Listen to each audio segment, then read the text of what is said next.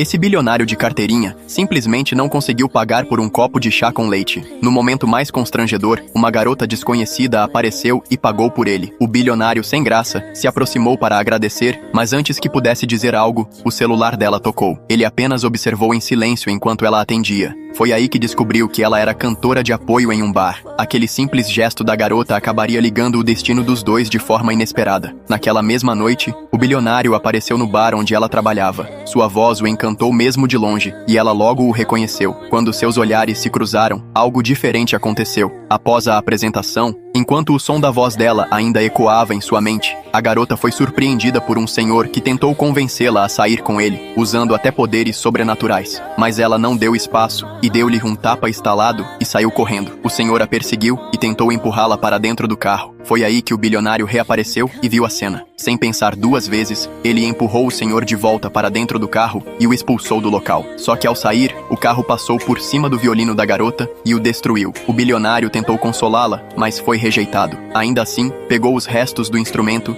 e se ofereceu para pagar o prejuízo. A garota recusou com um balançar de cabeça e entrou em um táxi. O bilionário insistente pagou a corrida, mas ela não quis aceitar ajuda de ninguém. Preferiu trocar de carro e seguir sozinha. Ao chegar em casa e ver o violino destruído, ela caiu em lágrimas. Aquilo era o único presente que seu pai havia deixado antes de falecer. Naquela noite, ela adormeceu chorando. No dia seguinte, ao chegar a uma cafeteria, ela deu de cara com o bilionário. Ele se desculpou e explicou que o sujeito da noite anterior era, na verdade, um de seus clientes. Ele também disse que estava disposto a pagar por todos os danos. A garota aceitou o pedido de desculpas, mas exigiu uma condição. Ele teria que pagar um chá com leite para ela. Os dois então se apresentaram. Ele se chamava Marcos e ela se chama Eliette. O bilionário do nada disse que esperava que ela gostasse dele e saiu antes que ela pudesse responder. Quando ela saiu, um músico de rua cantava o nome dela, com um violino novinho em folha aos seus pés. Gravado nele estava Eliette. Romântico como só um milionário sabe ser, Marcos a observava de longe. Eliette sorria timidamente. Em casa, curiosa, Eliette começou a pesquisar sobre o bilionário. Descobriu que ele era um grande empresário, mas quanto maior o nome, maiores os escândalos. Ela se irritou com algumas das notícias negativas, e talvez fosse o começo do sentimento chamado amor. Naquela noite, ao sair do trabalho, o bilionário já a esperava na porta. Ela, desconfiada, se aproximou. Ele se ofereceu para levá-la em casa. Eliette aceitou com um aceno tímido, colocou o violino no carro, fechou a porta e disse a Marcos: se o interesse dele era só diversão, então ele estava perdendo tempo com a pessoa errada, e entrou no táxi. Vê-la ir embora só aumentou o fascínio do bilionário. Ele começou a pensar em maneiras de se aproximar dela. Certo dia, a mãe do bilionário o chamou às pressas. Era uma armadilha, um encontro às cegas, mas a cabeça dele estava em outro lugar e só conseguia pensar